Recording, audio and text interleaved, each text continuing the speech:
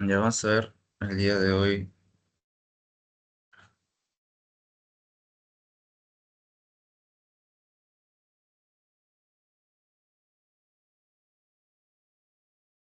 Ya. Vamos a ir comenzando, chicos, con la clase del día de hoy que vendría a ser farmacodinámica. Bueno, ya me presenté, así que vamos a ir viendo para ir ganando tiempo, ¿ok? Ya. Vamos a comenzar fijando conceptos. ¿Quién tienen ustedes por farmacodinámica? Mira, vamos a ver estos dos conceptos principalmente. La farmacocinética, como ya vimos la clase pasada, vendría a ser el movimiento del fármaco desde el exterior hasta la excreción de esta misma. O sea, tiene su parte de absorción, distribución, metabolismo y excreción. Es el movimiento del fármaco. Esta es la farmacocinética. Ahora, en la parte de la distribución, hay un porcentaje de fármaco que va a llegar directamente al tejido donde hace su efecto. Este efecto del fármaco se conoce como la farmacodinamia. Farmacodinamia. La farmacodinamia entonces va a estudiar el efecto, el sitio de efecto y la interacción del fármaco con nuestro organismo. Por eso se entiende que la farmacodinamia vendría a ser lo que el fármaco hace con el cuerpo. Todo efecto que el fármaco produce en el cuerpo se entiende como farmacodinamia. Bueno, concepto, más que todo, abarca mecanismos moleculares, bioquímicos y fisiológicos. Ahora, van a haber varios factores que van a influir principalmente en esta farmacodinamia. Tenemos cuatro principales factores. El primero es la unión al receptor. Para que un fármaco propiamente dicho haga un efecto, tiene que tener una interacción. Principalmente interactúan con receptores. Y acá intervienen dos procesos. Bueno, dos procesos no, ¿cómo decirlo? Dos factores que se conocen como la afinidad y la selectividad. Voy a hacer preguntas de esto. A ver, ¿a quién tengo por acá? Antonella, ¿qué entiendes por afinidad y por selectividad? ¿Cuál crees que es la principal diferencia entre ambas? La afinidad podría ser como... No, no sé, no estoy segura. Ya, no te preocupes. Afinidad es la fuerza, la fuerza con la cual se une un fármaco con el receptor. O sea, si este receptor, digamos, se une de forma muy potente, tiene una mayor afinidad. Y la selectividad se entiende como qué tan selectivo es con cada receptor. Digamos, el fármaco puede actuar eh, en el sistema gástrico y en el sistema am, pulmonar, ya, digamos. La selectividad quiere decir a cuál sistema prefiere irse. O sea, si queremos, por ejemplo, que tenga un efecto gástrico y no pulmonar, se habla de una selectividad por el aparato gástrico. Es por eso que cuando más selectivo sea, tiene más efectos en el órgano y menos efectos adversos. Ya seguimos. Dos, la traducción de señales. ¿Qué se entiende por una traducción de las señales? Vamos a decir que viene a ser un proceso que se produce dentro de la célula, en donde la célula, una vez que recibe este fármaco, va a producir una respuesta res- intracelular. Intracelular. Esta respuesta intracelular va a ser la traducción de señal que va a traducir al fármaco, como posteriormente va a llevar a lo que vendría a ser los efectos farmacológicos. O sea, la traducción va a llevar a los efectos. Y estos efectos van a llevar a la terapéutica del mismo fármaco. Terapéutica. O sea, los efectos que tú quieres. Porque tú consumes fármacos porque quieres un efecto bueno. Y por último tenemos la dosis respuesta. Esto más que todo se habla de que a más dosis hay más cantidad de respuestas. O sea, si tú tienes más fármaco, es igual a más cantidad de efectos. Si tú tienes menos fármaco, tienes menos efecto. Es la principal comparación. Ahora, quiero que entiendan algo de esto. Nuestro cuerpo, propiamente dicho, tiene la capacidad de producir fármacos, pero no se le conocen como fármacos, se le conoce como más que todo moléculas endógenas que van a funcionar como ligandos. Este término quiero que se aprendan. Los ligandos vendrían a ser como una llave. Ah, una llave que va a interactuar con una cerradura. Esta cerradura vendría a ser comparada como el receptor. Cuando yo ingreso la llave con la cerradura, normalmente se abre una puerta. En este caso, lo que va a producir es efectos farmacológicos. Y es por eso que tu cuerpo normalmente produce ligandos, pero la farmacéutica busca aumentar esta cantidad de ligandos para obtener un mayor efecto. Es la principal razón por la cual existen los fármacos para aumentar el efecto terapéutico dentro de nuestro organismo. ¿Hasta ahí todo bien? ¿Dudas, preguntas? Bien, bien, bien, bien. Ya, seguimos. Ahora, vamos a hablar del mecanismo de acción.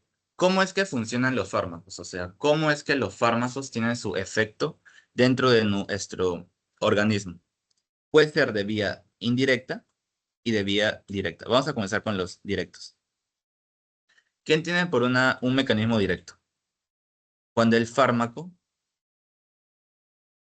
se une directamente sobre un receptor, enzima o canal. O sea, se une sobre algo. Se une sobre, vamos a poner sobre un objetivo. Se une sobre un objetivo específico.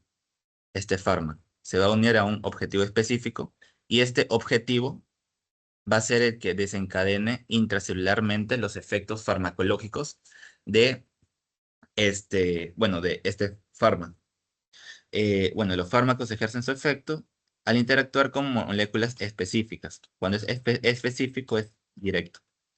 Entre los principales receptores o dianas terapéuticas que se les llama, tenemos los receptores.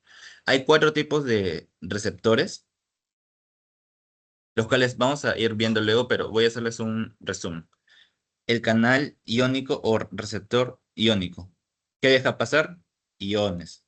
Su propio nombre dice, este es el receptor io- iónico.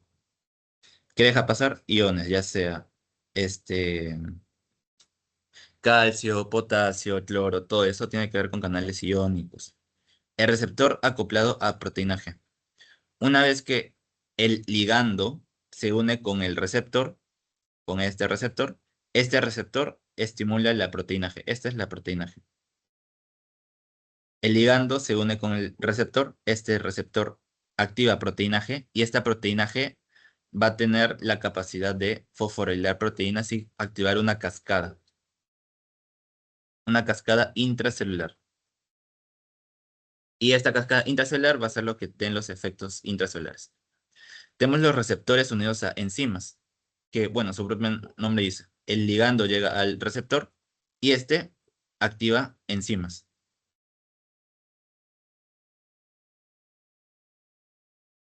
Y por último tenemos los receptores intracelulares o los que mismos son nucleares. Ay, perdón. Nucleares. En donde miren, el ligando no se une acá a un receptor. No hay un receptor exacto. El ligando entra a la célula y dentro de la célula se une a un receptor. O sea, a ver, ¿quién llamamos? ¿A quién llamamos? ¿A quién Anthony, ¿estás? Sí. O sea, este ligando o este fármaco, ¿qué propiedad tiene que tener para pasar a esta membrana que es lipídica? Tiene que ser hidrofílica o lipofílica. ¿Lipo? Claro, porque tú sabes bien de que las grasas pueden atravesar esta membrana que es lipídica. Así que este ligando obligatoriamente tiene que ser lipofílico.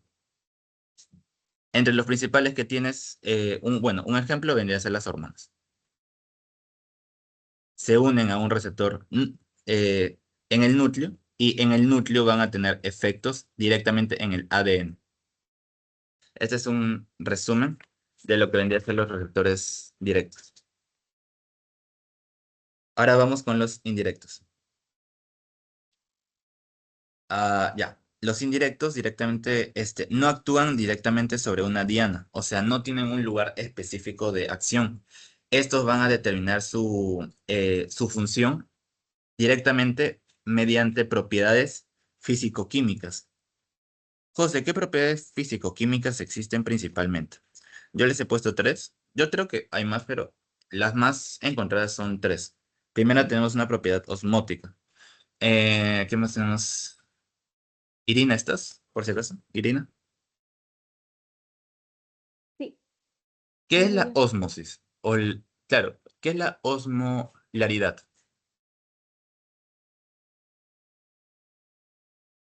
¿Recuerdas?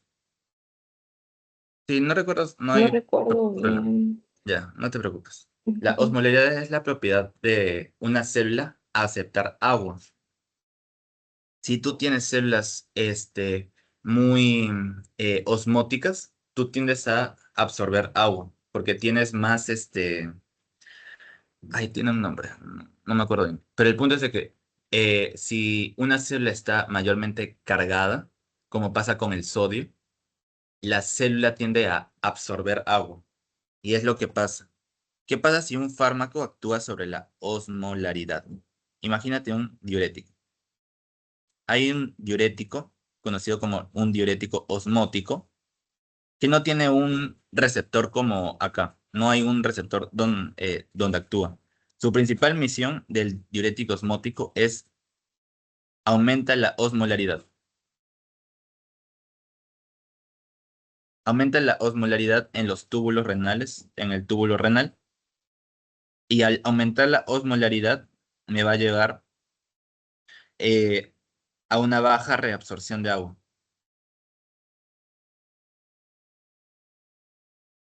Y al reabsorber poca agua, me llega a la diuresis. Y así funciona un diurético osmótico.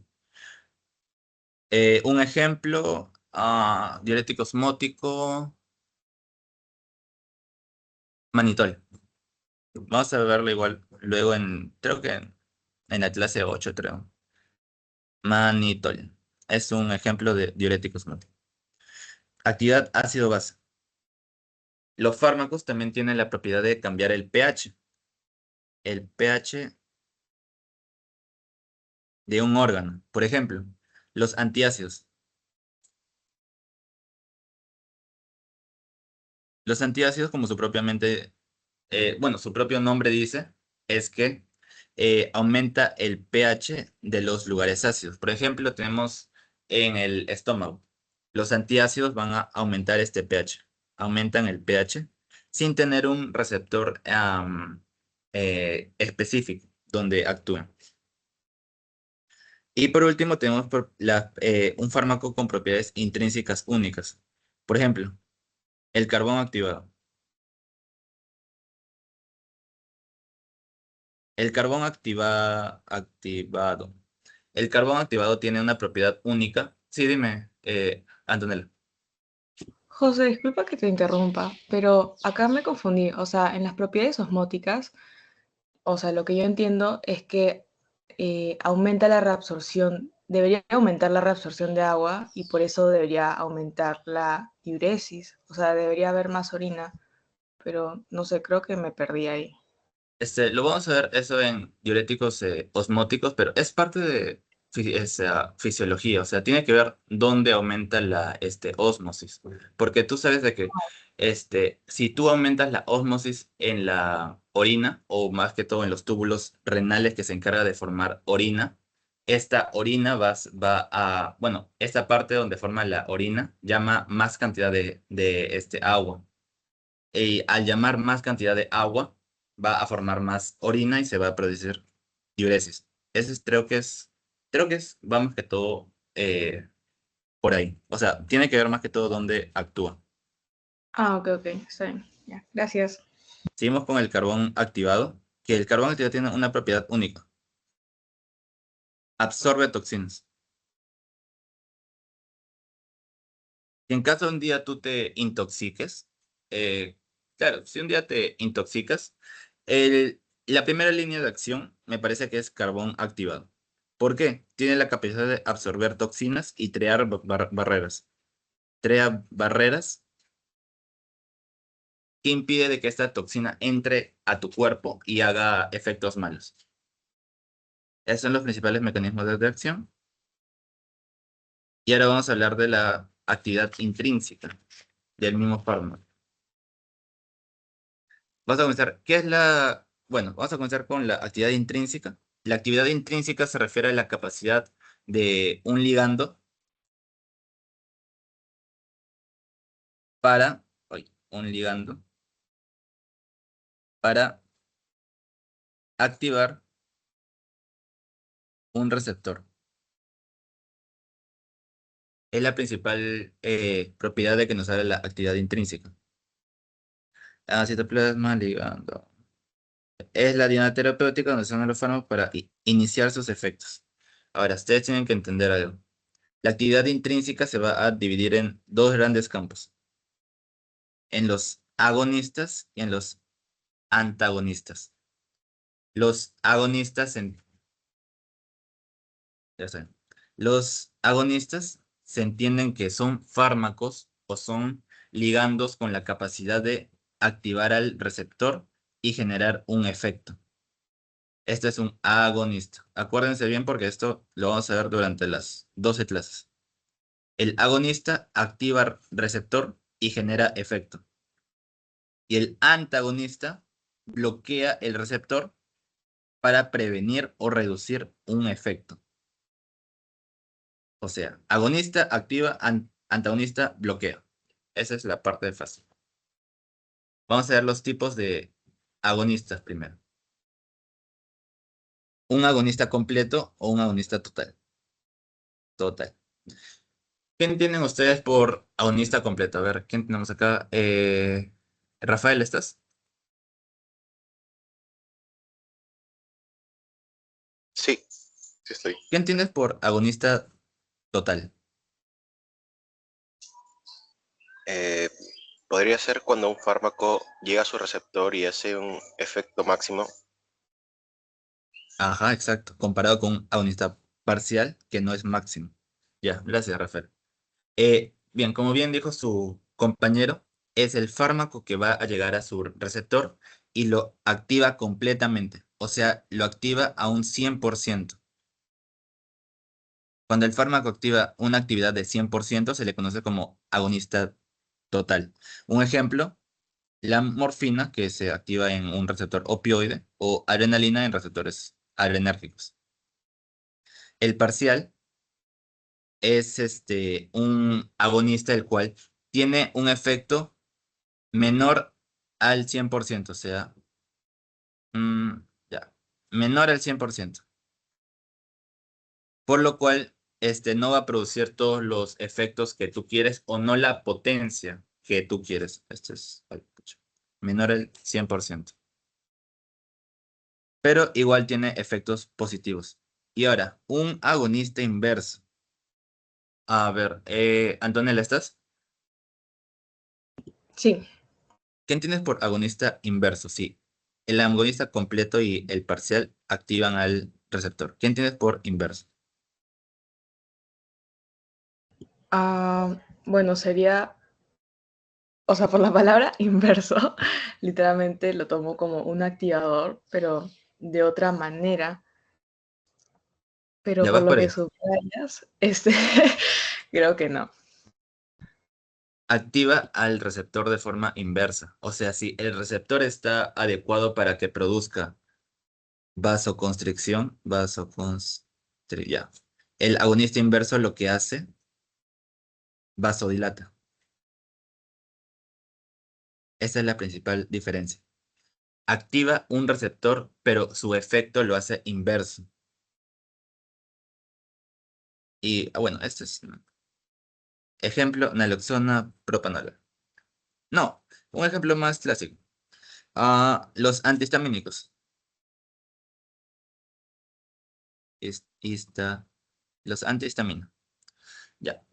Ustedes, no sé si alguno habrá tenido un tipo de alergia y a los que sí, pucha, les habrán dado un antihistamínico. La histamina lo que hace es vasodilata los vasos. Por eso te pones más rojo, porque tienes mayor perfusión de sangre y mayor flujo, porque se vasodilata. Acá lo que se usa son antihistamínicos, que su acción es inversa. O sea, a la inversa de dilatar es contrae, lo que vasoconstricta. Es un ejemplo práctico. Ahora vamos con tipos de antagonistas. Tenemos el antagonista competitivo y el no competitivo. Estos los vamos a comparar siempre. El competitivo es el fármaco que va a competir por el sitio de acción con un antagonista. O sea, digamos, agonista. Estas dos moléculas actúan en este receptor que está acá. El competitivo va a competir por el lugar de acción. Compite por este espacio que está acá. El agonista como el antagonista compiten por este espacio y el que tenga mayor cantidad bueno, el que esté en mayor cantidad va a ganar el espacio. Por lo tanto, la principal relación que se tiene de estos es que al aumentar la dosis, al tener más cantidad de agonistas, va a haber un mayor efecto agonista y un menor efecto antagonista. Pero si yo tengo más antagonistas, hay más cantidad de fármaco que compite por este sitio. Por lo tanto, va a haber un efecto antagonista. Porque compiten.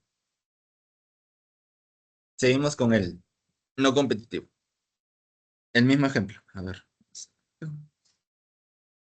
Este es el agonista y este es el antagonista. El antagonista no competitivo directamente, una vez se une, no se va. O sea, no suelta este receptor por más de que haya más cantidad de agonistas.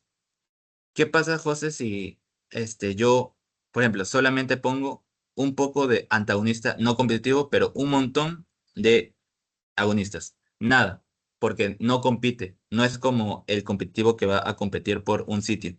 No, directamente, si el antagonista ya le gana este sitio, nunca se va. Se, se queda ahí. O sea, no para siempre, pero por el tiempo del cual tenga su efecto. Es el principal característica. Este directamente no compite porque se apropia del receptor y este va a competir. Y el alostérico, más que todo, mírenlo como un modulador. El alostérico, ya, la célula es esta. Tiene varios receptores. Acá se unen los agonistas. Pero hay un espacio alostérico o fuera de este receptor donde se va a unir este antagonista alostérico.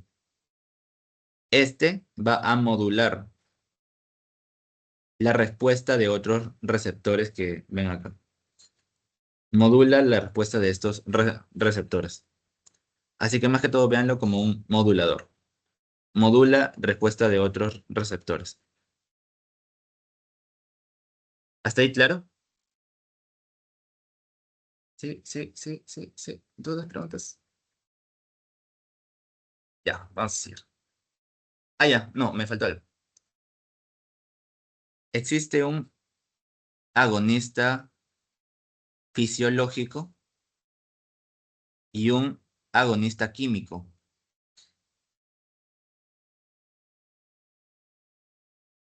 El químico es es una molécula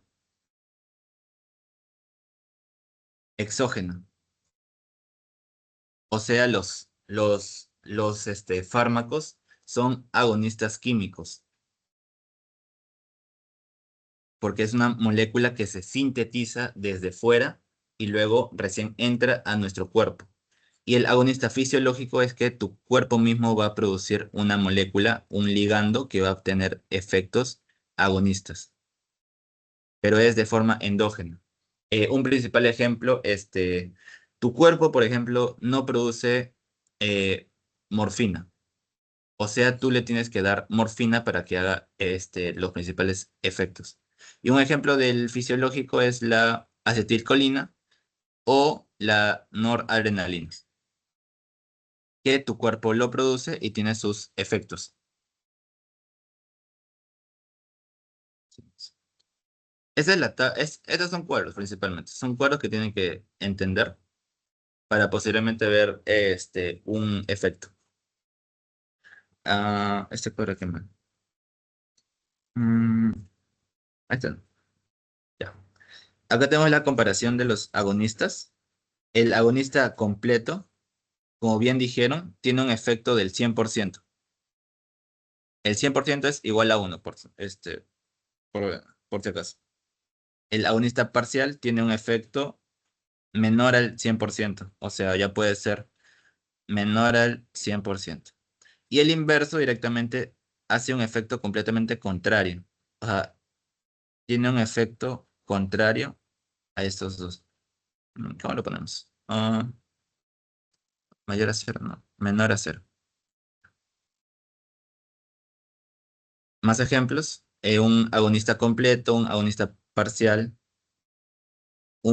Este vendría a ser un antagonista. Porque miren, no tiene efecto.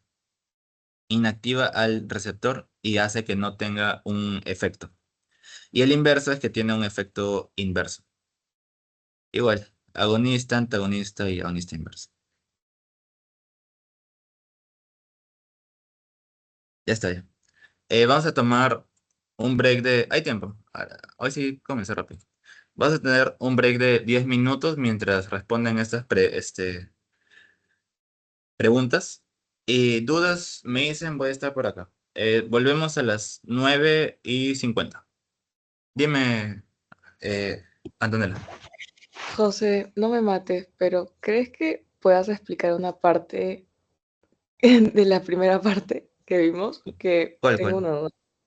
Más arriba, un poco más arriba. ¿Ahí? No, más arriba. Ya, ¿Ahí? ahí. Sí.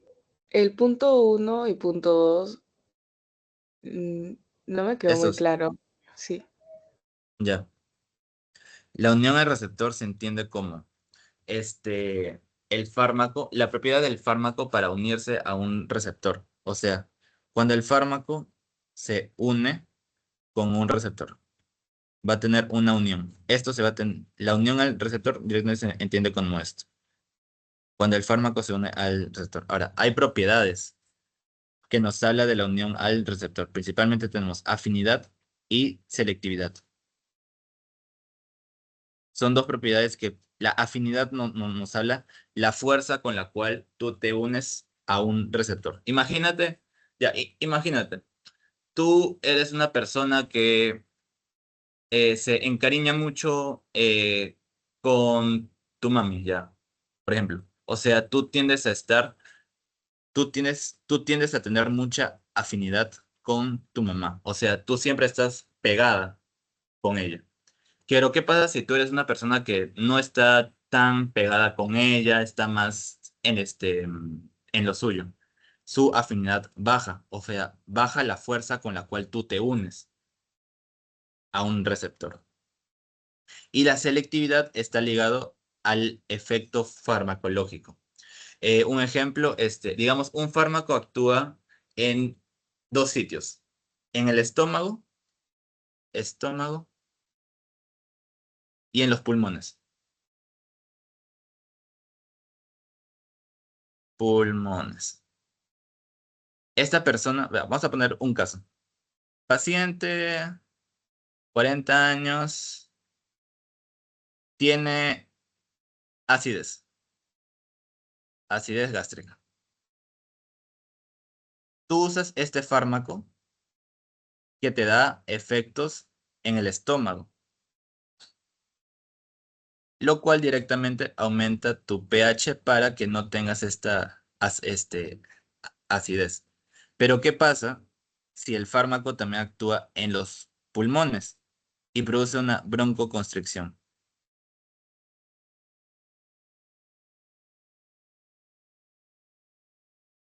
Si en caso el paciente, por alguna extraña razón, no te haya dicho de que tiene asma,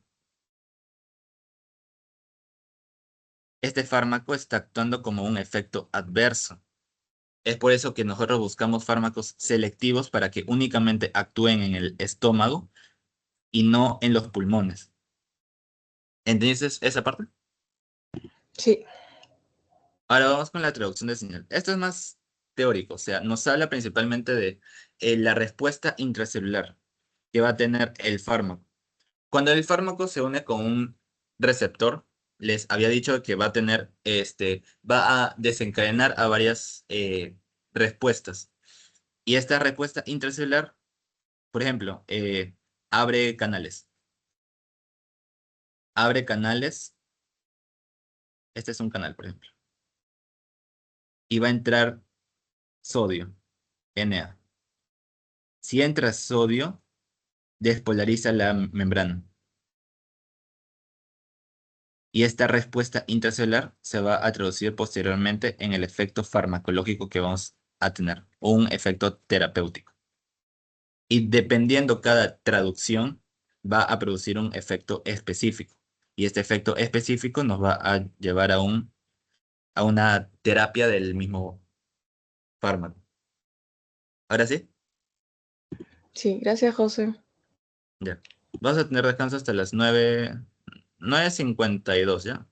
Y de paso pueden ir haciendo las preguntas. Si tienen dudas, voy a estar acá.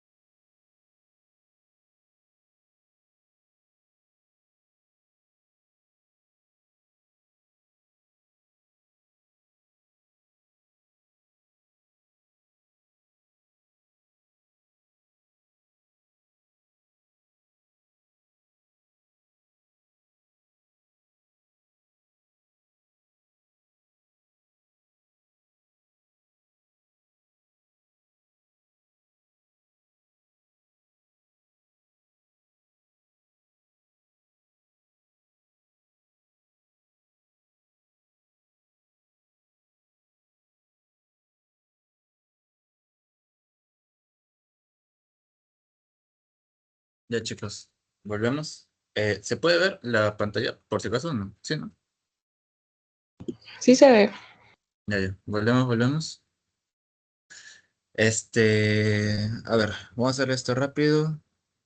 Usa protamina, es un agonista y es un fármaco. Este es antagonista. Fisiológico no, porque la protamina es un fármaco, o sea, es químico. Se administra un fármaco que impide que el receptor sea activado por, bueno, pues, a pesar de unirse a sitio activo.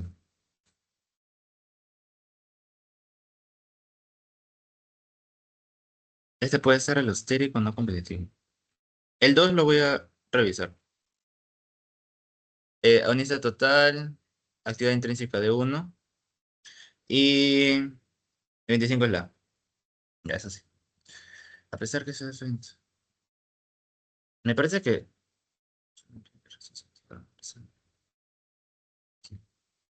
Me parece que este es el alostérico. El 2 les. José, Dime. disculpa, ¿por qué la 2 no podría ser competitivo? Competitivo. Porque Ujú. dice de que el agonista se une. Si el agonista se une, debería haber un efecto. Pero dice de que impide que el receptor sea activado. O sea, si el agonista se une, debería haber un efecto, pero no lo hay. Pero también te dice que este se une en un sitio diferente, e impide que el receptor sea activado a pesar de. Dice que se une a un sitio activo. No, a pesar de unirse a un sitio activo, estamos frente a un. O sea, el agonista se une a su sitio activo y dice de que hay otro fármaco que se une a otro sitio. O sea, esto vendría a ser un alostérico. Teóricamente vendría a ser la A, pero la C me hace dudar. Es eso principalmente. Ok, gracias, José. Y el resto sí está bien. Eso es químico, esto es acá y esto es acá. Ya, vamos a seguir porque luego no nos da tiempo. Y ahora sí, los tipos de receptores.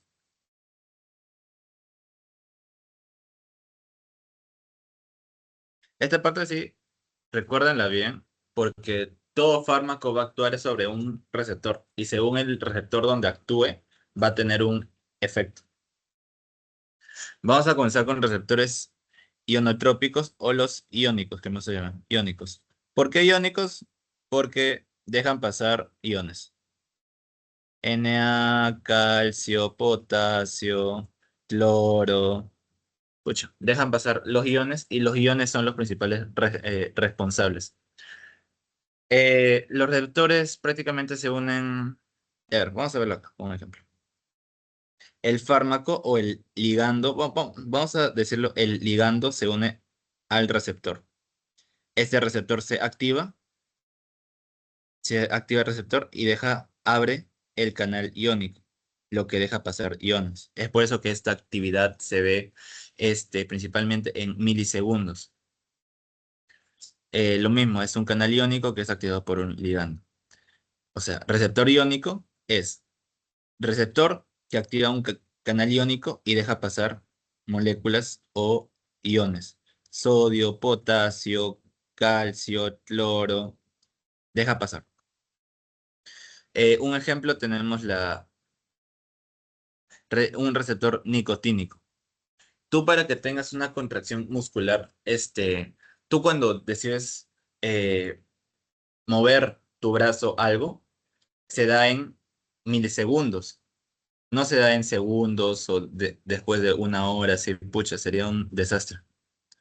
Así que miren, el nicotínico es el ejemplo más claro que existe, que principalmente es un receptor que está en las uniones neuromusculares de los ganglios autónomos y del sistema nervioso central. Se activa principalmente con acetilcolina, o sea, la acetilcolina vendría a ser el encargado o el ligando que activa este receptor. Y este permite entrar sodio y calcio y sale potasio. ¿Esto para qué? Despolariza. Despolariza la célula y esta despolarización va a llevar a la contracción muscular. lo que va a generar movimiento. Movimiento. Es el principal ejemplo que tenemos. Pero acuérdense de esto. Receptor iónico abre canal iónico cuando está ligado con un ligando. Ahora, receptor metabotrópico. José, ¿qué es un receptor metabotrópico? Un receptor metabotrópico es aquel receptor que está acoplado a la proteína G. ¿Qué es una proteína G? Pucha, no puse ejemplo. Ya, pero... ya, vamos a hacerlo acá. El receptor es este.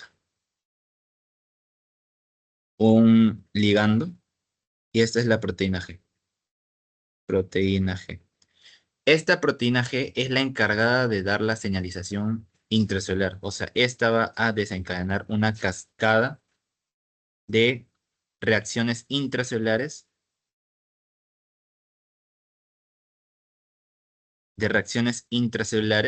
que va a desencadenar en un efecto.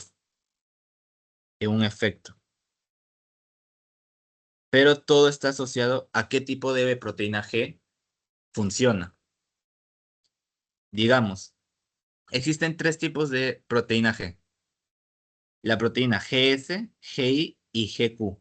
Y cada una de estas tiene un efecto específico. O sea, no todas las proteínas G son la misma. Vamos a comenzar con la proteína, ya, con la GS. Llega el ligando al receptor. Vamos a verlo acá. GS, este debería ser GS. El ligando llega al receptor, este es el receptor, y activa la proteína G. Todo esto es proteína GS. GS. ¿GS qué hace? La principal actividad que tiene GS es aumenta adenilato ciclasa. Este es adenilato ciclasa. Si tú aumentas adenilato ciclasa, se va a ver aumentado AMP cíclico. Si tú aumentas AMP cíclico, el AMP cíclico lo que hace es fosforila PKI. Y este PKI, una vez fosforilado, se va a activar en PKA. Y este PKA es el encargado de tener funciones como dona fósforos a diversos canales. Hay otro canal por acá, otro canal por acá. Dona fósforos y una vez que los fósforos se donan, activan varios canales, ya sea en la membrana o dentro de la célula. Esto es con GS. Resumen.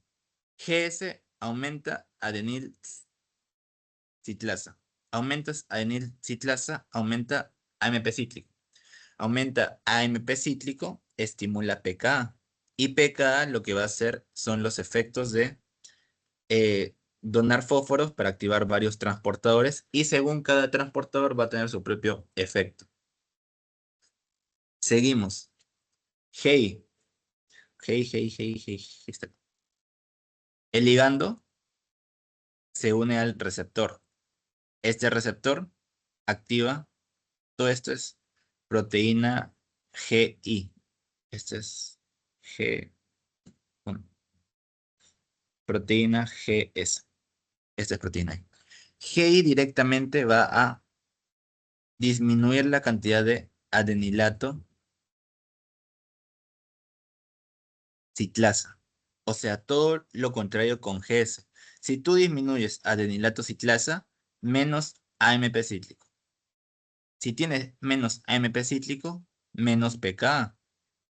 Y menos pKa me va a llevar a un estado de inhibición de la célula. Inhibición celular.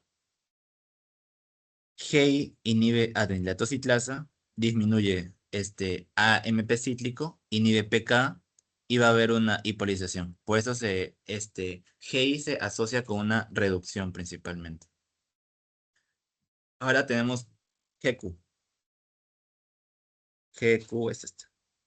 Proteína GQ. El ligando, que ya sea la molécula endógena o el fármaco, se une con el receptor. Receptor activa proteína GQ ¿Y qué hace GQ? GQ no activa sobre adenilato citlasa. GQ actúa sobre fosfolipasa C. Fosfolipasa C. La fosfolipasa C hidroliza PIP. Este PIP, cuando se hidroliza, se convierte en IP3 y DAG. IP3 se encarga de aumentar el calcio cuando se une al retículo sarcoplasmático, saca calcio, y el DAG también se encarga de meter calcio a través de los canales de calcio extracelulares. Es por eso que GQ se asocia con un aumento de calcio. Aumento de calcio. O sea, GQ lo que me hace, aumenta actividad de fosfolipasa C. Esta fosfolipasa C me aumenta IP3 y DAG. Y estas dos me aumentan el calcio. Esa es la principal comparación. Hasta acá, ¿todo bien? ¿Todo claro? Esto es más memoria. Esta parte de cada proteína donde actúa cada una es memoria. O sea, no hay como que una lógica. O sea, directamente es memoria, pero que se entienda. Así que, si quieren, les voy a pasar esta tabla igual. Esta es la tabla resumida de lo que hace cada uno.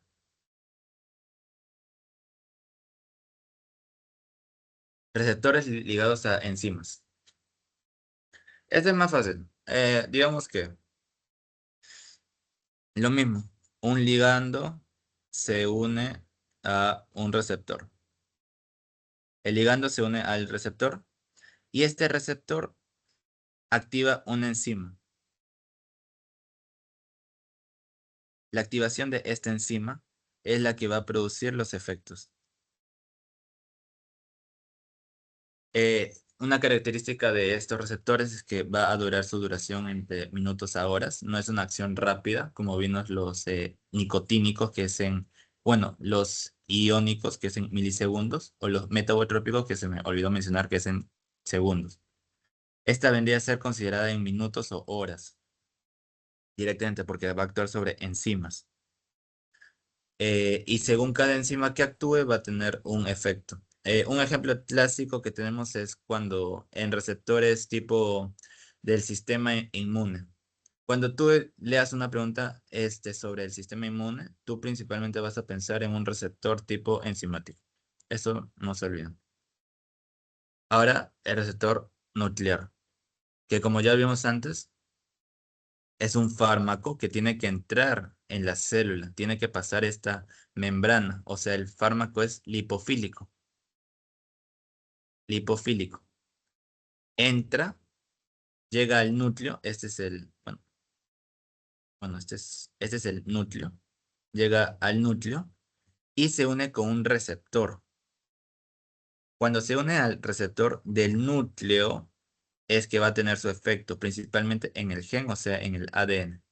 O sea, estos fármacos van a tener su efecto en días o en horas, porque la expresión del ADN es lenta, propiamente dicho. Y luego van a desencadenar una serie de efectos biológicos a través del ARN mensajero y proteínas específicas. Pero directamente estos fármacos son las hormonas. ¿Dudas? ¿Algo? No, no, no, no. ¿Todo bien? ¿Todo bien? ¿Todo bien? ¿Todo bien? Ya, pasamos. Ya, ahora volvemos a la parte que vimos antes. Interacciones farmacológicas. Conceptos de afinidad y especificidad. La afinidad, como ya les dije, es la capacidad de fármaco para unirse con un receptor. O sea, la fuerza con la cual se une. Que se une. Y la especificidad es para distinguir y unirse preferentemente a un receptor para que no decida irse con otros receptores en otros lugares y tener un efecto farmacológico más exacto. Esto es especificidad. Y la actividad intrínseca es directamente la capacidad del fármaco de modificar al receptor y desencadenar una respuesta celular. Ya, varios de estos puntos. La afinidad está relacionado principalmente con la dosis. ¿Por qué con la dosis, José? Un fármaco que tiene mucha afinidad, tú necesitas menos dosis para producir un efecto. O sea, compara, si un fármaco tiene el mismo efecto, pero usas 1 gramo de un fármaco A, este es el fármaco A, y este fármaco B tienes que usar 100 gramos para producir el mismo efecto. ¿Cuál tiene mayor afinidad? A ver, Irina, ¿estás? Por si acaso. ¿Sí? ¿No? Sí. ¿Cuál fármaco tiene más afinidad? ¿El que tienes que usar más dosis para producir un efecto o el que tienes que usar menos dosis? ¿Menos dosis? Claro, porque este fármaco tiene tanta afinidad, tanta fuerza con la cual se une que tiene el mismo efecto y es por eso que usas menos dosis. Y la especificidad se ve relacionado con los efectos. Efecto terapéutico. Si un fármaco actúa en 2 lugares distintos, pero tú solamente quieres que actúe acá, digamos que es en el estómago, y este actúa en el pulmón, pero tú solamente quieres este efecto del estómago. Tú quieres que el fármaco sea más específico para el estómago y no tanto para el pulmón. Y se ve relacionado con el efecto terapéutico y los efectos adversos que puede producir en el pulmón, porque tú no quieres efecto acá, pero te va a producir. Eso más que todo. Ya. Vamos a la regulación de los receptores. Vamos a comenzar con un pequeño ejemplo. Antonella, ¿estás? Sí. ¿Por qué crees de que las personas que con uso crónico de heroína tienden a, con el tiempo, aumentar su dosis?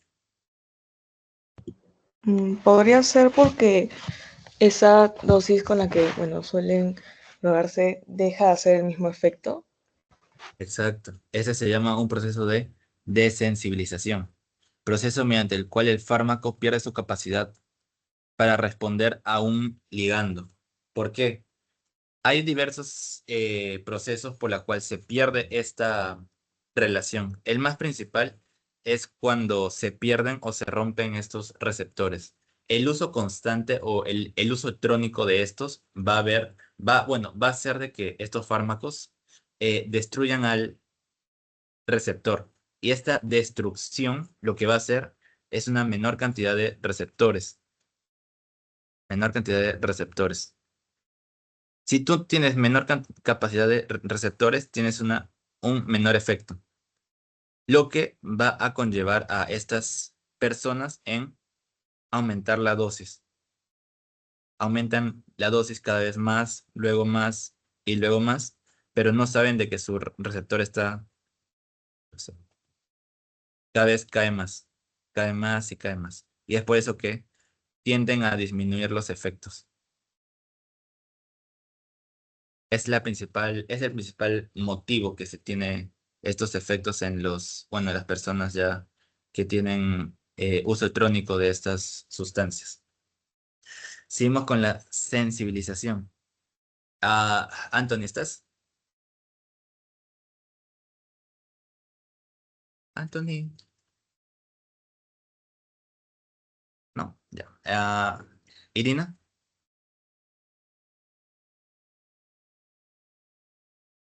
Sí. imagínate que tu cuerpo produce poca cantidad de acetilcolina.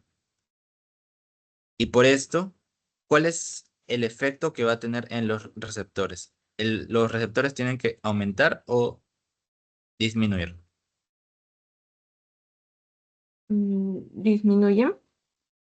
Mm, no, aumentan. ¿Por qué? ¿Por qué aumentan los receptores? Principalmente porque la acetilcolina, como bien dije antes, es un ligando muy importante. ¿Por qué? Porque la acetilcolina se encarga de la contracción de los músculos. Si tú no tienes la acetilcolina suficiente para la contracción, vas a perder fuerza y vas a perder principalmente fuerza. Entonces, el cuerpo es tan sabio que dice, no, no puedo perder tanta acetilcolina. Entonces, ¿qué hago? ¿Qué puedo hacer? Ya, voy a aumentar mis receptores. Va a producir mayor cantidad de receptores para que ninguna molécula de acetilcolina se escape. Digamos que tú tienes 3 receptores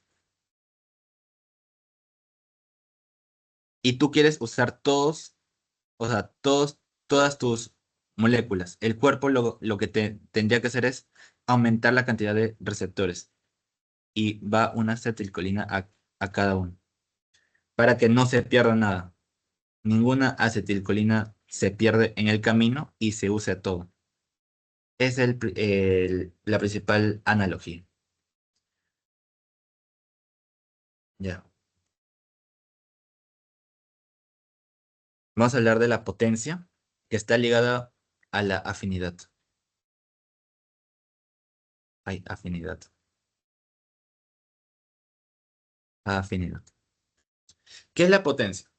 La potencia se entiende como la cantidad de fármaco necesaria para producir un efecto determinado. O sea, José, ¿vendría a ser parecido a la afinidad? Sí, es parecido. Veamos acá. Fármaco A, fármaco C. ¿Cuál crees que es más potente? Antonella, ¿el que usa más dosis para producir un solo efecto o el que usa menos dosis para producir el mismo efecto? El que usa menos. Ajá. Este fármaco tiende a usar menos dosis porque tiene más afinidad.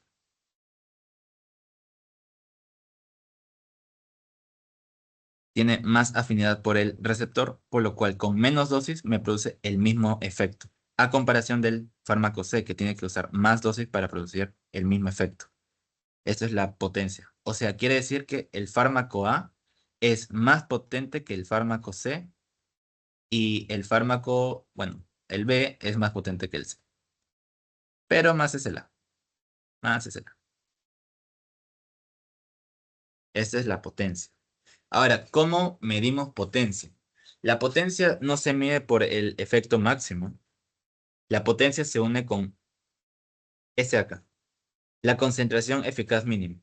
¿Qué quiere decir concentración? Bueno, concentración eficaz 50.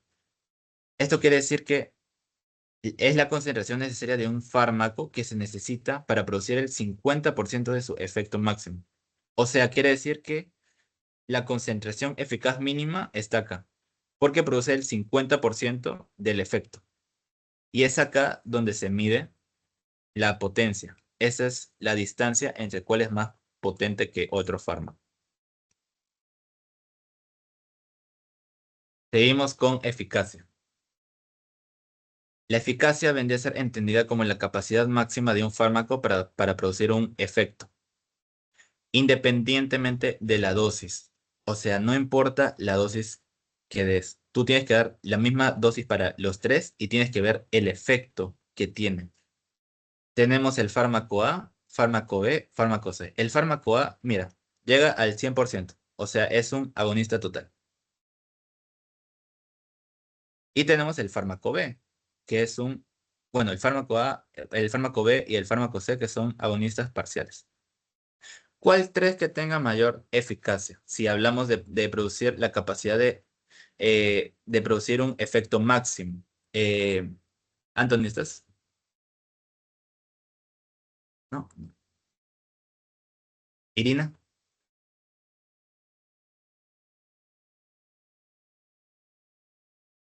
¿Irina? No estoy segura. Ya veo, te lo explico mejor. Si este fármaco tiene un efecto que está acá, digamos del 100%, es un efecto muy grande. Y un fármaco tiene un efecto acá, que es del 50%. Y tú sabes que la eficacia es la capacidad de un efecto para producir un efecto máximo. ¿Cuál tiene más efecto, el fármaco A o el fármaco B? ¿El fármaco A? Exacto. O sea, el fármaco A es más eficaz que el fármaco B. y también es más eficaz que el fármaco C, que está en el 55%. Y además, el fármaco A, si tiene un 100% de efecto, recordando, tiende a ser un agonista total. O sea, el A es más eficaz que el B y que el C. Y el B es más eficaz que el C. Es la principal idea que quiero que se queden. Y de la misma forma, ¿cómo medimos la eficacia? Principalmente mediante la eficacia máxima, o sea, el punto máximo de efecto. Esta va a ser una línea acá, una línea vertical que vamos a ver cuál tiene más efecto. ¿Dudas hasta ahí? ¿Dudas, dudas, dudas? No, no, Oh, no. claro, José. Gracias, Santo. Vamos a ver una comparación. ¿Qué pasa o cómo se comportan dos fármacos en donde el primero tiene un efecto agonista y el segundo tiene un efecto antagonista? Ah, interesante, ¿no? ¿Qué pasa si usamos dos fármacos al mismo tiempo? Uno agonista y uno antagonista. Vamos a verlo acá. La curva roja es el agonista. Este es un fármaco solo. Si tú das un fármaco solo, va a tener este efecto. Hasta acá. Ahora, ¿qué pasa si mezclamos primeramente un fármaco no competitivo? Si mezclamos un fármaco no competitivo, como ya dije, una vez que el antagonista llegue al receptor, no va a dejar producir su efecto. Por lo cual, si el antagonista no competitivo, porque no compite por el sitio, porque una vez que se une no se va, se une, va a disminuir la eficacia. La eficacia. A comparación de un antagonista competitivo. Yo les dije, si eh, un agonista y un antagonista competitivo van a competir por un receptor. Si yo aumento la dosis del agonista, voy a tener el mismo efecto, pero tengo que aumentar mi dosis. O sea, muevo mi curva que estaba acá hacia la derecha por el mismo concepto de potencia. O sea, tengo que usar más dosis para producir el mismo efecto, porque va a competir con un antagonista competitivo. A diferencia de un no competitivo, que el no competitivo una vez se une, me baja la eficacia. Este me baja la potencia. Esa es la principal analogía que quiero que entiendan. El antagonista competitivo ataca en la potencia y el antagonista no competitivo ataca en la eficacia. Y, ya, bueno, un ejemplo. A ver, bueno, pero ya les pregunté a todos, ¿no?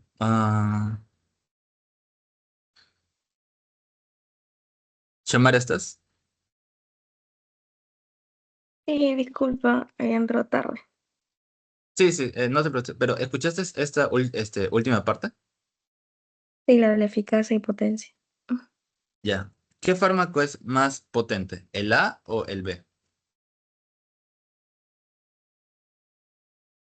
El A usas menos dosis y el B usas más dosis, por eso está más acá. ¿Cuál crees que es más potente? La B. No, la A. ¿Por Ah, qué? Porque usas menos dosis para producir el mismo efecto en comparación con el fármaco D, que tienes que darle más dosis para mm, producir el mismo efecto. Esa es la principal comparación. O sea, imagínate, al B le das 5 gramos y el A le das solamente 1 gramo. Este mm, tiene, este gramo tiene tanta potencia que me da el mismo efecto que el B con menos cantidad. O sea, es más potente. Y ahora, eh, para ti también, sí, Omar, sí, sí. ¿cuál es más eficaz, el fármaco B o el fármaco C? Que tiene su efecto, uno del 100% y el otro del 50%. ¿Cuál es más eficaz? El B. Ajá, acá sí. Porque el B Ujú. tiene más efecto que el C. Ya, Exacto. está, ahora sí. Quemamos con esta Ya. idea. Ya. Otra vez, vamos a dar. ¿Cuántas páginas quedan? Ya, me quedan 2 páginas. Vamos a dar 5 minutos de break para que puedan hacer las preguntas. Volvemos. Esto lo termino en. ¿Cuánto será? 10 min y termina la clase. Así que 5 minutos, chicos. Dime, Antonella, ¿tienes una pregunta? Sí, José, disculpa, me enredé un poco en la parte de arriba. O sea, ¿qué pasaba al interactuar dos fármacos? Ya, te lo explico otra vez. Porfa, gracias.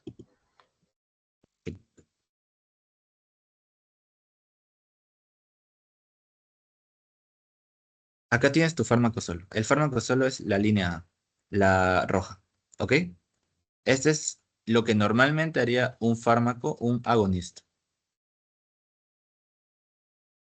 Ahora, yo te hablé de dos tipos de actividad intrínseca, los agonistas y los antagonistas.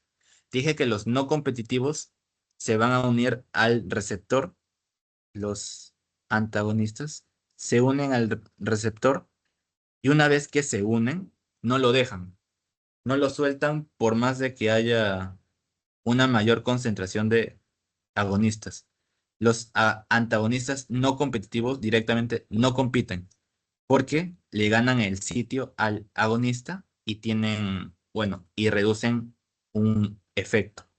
Es por eso que los no competitivos no tienen efecto en la potencia, sino en la eficacia. Porque tú al unirte al receptor vas a tener menos agonistas para que se unan a los receptores. Por lo cual, menos receptores activados tienes una menor cantidad de efectos. O sea, esto vendría a ser, va a atacar directamente a la eficacia del fármaco. Eficacia del fármaco, principalmente, porque la disminuye, porque no compite con el sitio. Pero tenemos otra comparación, los antagonistas competitivos. Cuando tú compites por un receptor, gana siempre el que tenga mayor cantidad. Si hay mayor cantidad de agonistas, va a haber el mismo efecto, pero tiene que haber más cantidad de estos que los antagonistas. Es por eso que, imagínate esto, si tú tienes 5 gramos de este agonista y 5 gramos de va a haber un choque por cual tenga el sitio en este receptor porque van a competir por este mismo. En cambio, si tú tienes más agonistas, los agonistas van a ganar más que todo este sitio, por lo cual se ve perjudicado la potencia, porque tú tienes que aumentar esta dosis para ganarle el sitio a los antagonistas. Le ganas este sitio, pero a costa de qué? De usar más dosis para que el receptor se vea más acoplado a un agonista y no a este antagonista. Es por eso que los antagonistas competitivos tienden a disminuir la potencia y los no competitivos tienden a disminuir la eficacia. ¿Ahora sí? Sí, José, gracias. Ya. Los dejo con las preguntas. Volvemos 10:30. Tenemos 2 diapos más y terminamos. Sería todo por hoy. En 5 minutos volvemos.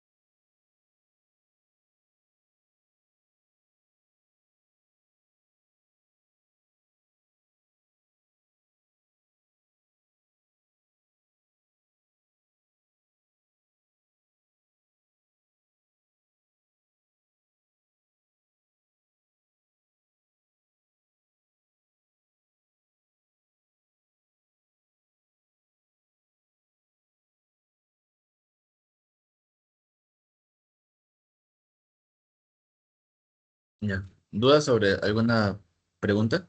Si no, para ir avanzando. No, no, no, no, ya. Wait, les voy a responder yo también, para que las tengan ahí. Mm, Eso está bien. Está bien. Está bien. Reversible es el que.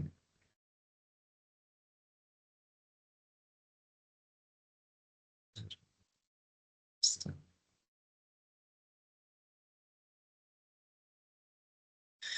A ver. El D no es horizontal. El ABC no. El A es total, ya que presenta menor efecto no. El B y C son parcial, ya. Y el A, ya. Tonista competitivo. No, no, no. El no competitivo altera la potencia, no. Altera la eficacia. Altera el mecanismo, no. Altera, se une al sitio, al nuevo sitio receptor agonista. Disminuye la cosa.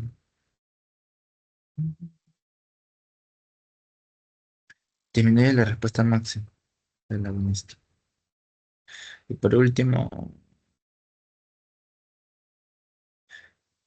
afinidad, unirse, ya, otra ya. Solo decir respuesta se desvía a la derecha, necesita más de percusión de efecto máximo, entonces se ha perdido potencia. Claro. Entonces tiene afinidad, especificidad. El electrodo tiene afinidad, especificidad y eficacia menor al 100%. No siempre, relativo. Ligando y fármacos que compiten facilitan la respuesta del mismo. ¿Facilitan? No, eso sí está mal.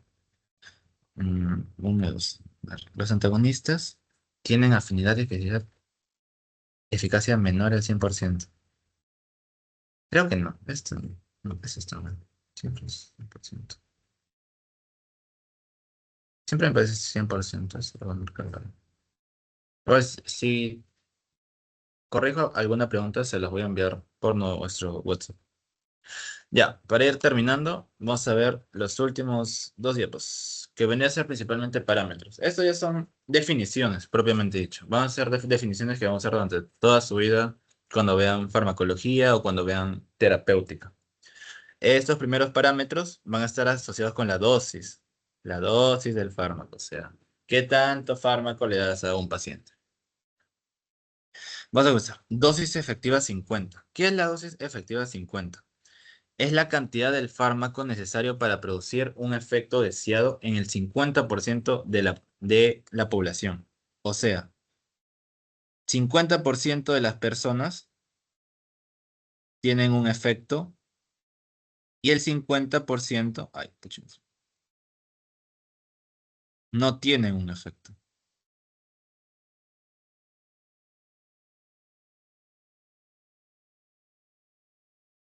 Ese es principalmente, esa es definición, ¿no? Esa es la dosis efectiva.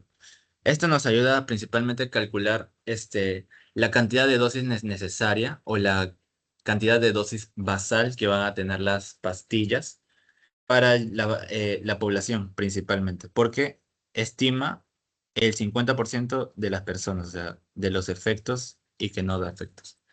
Ahora, dosis de carga o dosis de ataque. ¿Qué es la dosis de carga o dosis de ataque? Esta vendría a ser la primera dosis que se da a la persona. Tú cuando tengas alguna infección, algo malo, la primera pastilla que se da normalmente es una dosis muy alta. ¿Por qué? ¿Por qué se da una dosis alta? Principalmente se da una dosis alta para que tú alcances este efecto terapéutico máximo en el menor tiempo posible. El principal ejemplo está en los antibióticos. Antibióticos. Tu primera dosis es la más alta y ya luego te mantienes en una dosis de mantenimiento. ¿Qué es la dosis de mantenimiento? Es la dosis necesaria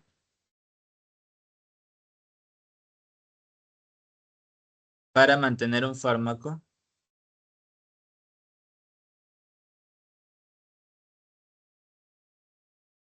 en un estado efectivo. ¿Cómo un estado efectivo, José?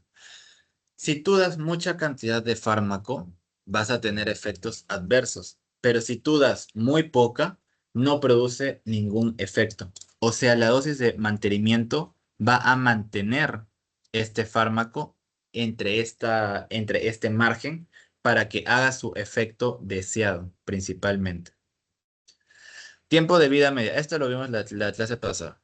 Tiempo de vida media es la concentración plasmática del cual un fármaco está en su concentración del 50%. Cuando el fármaco está en un 50%, es que ese es su tiempo de vida media. El tiempo en el cual el fármaco demora en estar en un 50%.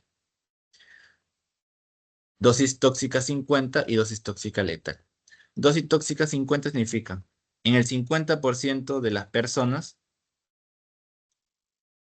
produce un efecto tóxico. Y en el 50% no produce nada.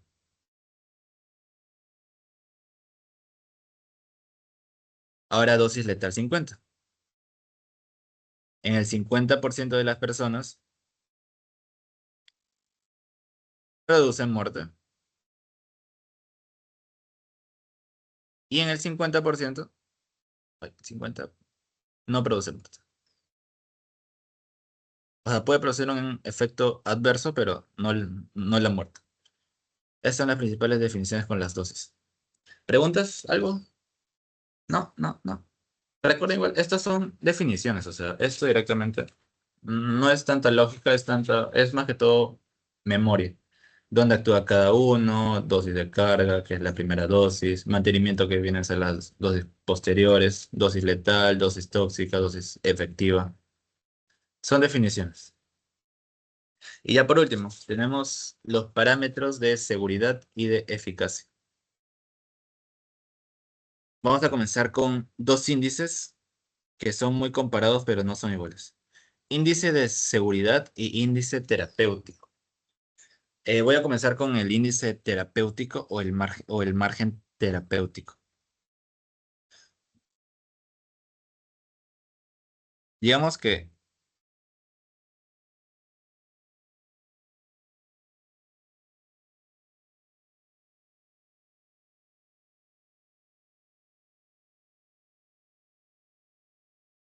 esta es la curva del fármaco,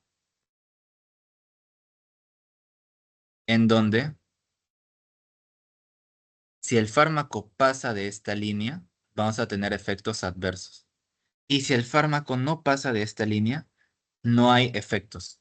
O sea, el fármaco tiene que estar entre estas dos constantes, estas dos limitaciones para que el fármaco sea eficaz. Eso es lo que nos quiere decir. Eso es el margen terapéutico, el índice terapéutico, que está ligado a la cantidad de fármaco necesario para que no se pase de esas dos líneas. ¿Qué pasa si el margen terapéutico es chiquito, como este de acá? Digamos que el margen terapéutico es este. Si pasa esto, pasa efectos adversos y si no pasa esto. Si el índice o margen terapéutico es muy bajo, significa que hay más riesgo de ser tóxico, de que el fármaco sea tóxico. Pero si hay más espacio entre estos dos, es que es menos probable de que sea tóxico. Y por eso nuestra dosis de mantenimiento siempre tiene que hacer que nuestro fármaco esté entre estas dos líneas. Y bueno, la dosis de carga nos habla que la dosis de carga nos habla de que llegue a este punto de la forma más rápida posible. Ahora, el índice terapéutico tiene una fórmula, que es dosis tóxica 50 sobre dosis efectiva 50. Esa es fórmula, esa es memoria, acuérdense. Y ahora vamos con índice de seguridad. ¿Qué es el índice de seguridad? Es la probabilidad general de un fármaco para producir un daño. no solamente un efecto tóxico, es cualquier daño. Por eso, este índice está más ligado a dosis, edad, sexo, está ligado a mediante qué vía se dé el fármaco. Todos esos efectos malos, cualquier efecto malo, se mide mediante el índice de seguridad. Este índice, el terapéutico, nos mide principalmente el efecto. Y esto, qué tan seguro es para la población. La fórmula es dosis letal, la letal 50%, 50% sobre dosis efectiva 50%. Esto nos habla de la seguridad del fármaco. Seguridad del fármaco. Seguridad. Para producir algún daño. Daño. Ya. Vamos a ver ahora la ventana terapéutica. La ventana terapéutica se entiende, es más que todo teórico. Es un rango de concentración en el cual el fármaco está en un máximo beneficio con la menor cantidad de efectos adversos que se tenga. O sea, el fármaco es tanto eficaz como seguro. Es eficaz y seguro. Esa es la ventana terapéutica. Repito, es la concentración del fármaco que se tiene cuando tiene un efecto beneficiario máximo y es completamente seguro. Y ya por último, las reacciones adversas, que como ya lo hemos hablado durante todo el rato. Las reacciones adversas venían a ser los efectos no deseados que puede producir un fármaco, directamente porque no es tan específico. ¿Por qué se producen las reacciones? Porque a veces no es tan específico. Cuando no es específico, el fármaco puede ir a todos los órganos posibles y me puede producir diversos efectos que diversamente no están ligados a el efecto terapéutico que yo quiero. Y es por eso que suelen ser a veces predecibles si en caso yo conozco el receptor donde actúan, o puede ser impredecibles. Imprede- Impredecibles. Si en caso yo no conozco alguna alergia que tenga el paciente o algo así, yo no puedo predecir eso.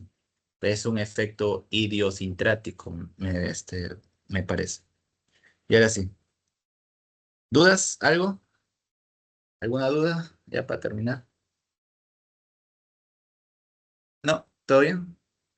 Bueno, chicos, entonces esa ha sido toda la clase de hoy. Fue un gusto tenerlos acá. Voy a terminar la grabación y les estaré pasando el post-test por acá. Voy a terminar la grabación. Un gusto, ya lo estamos viendo.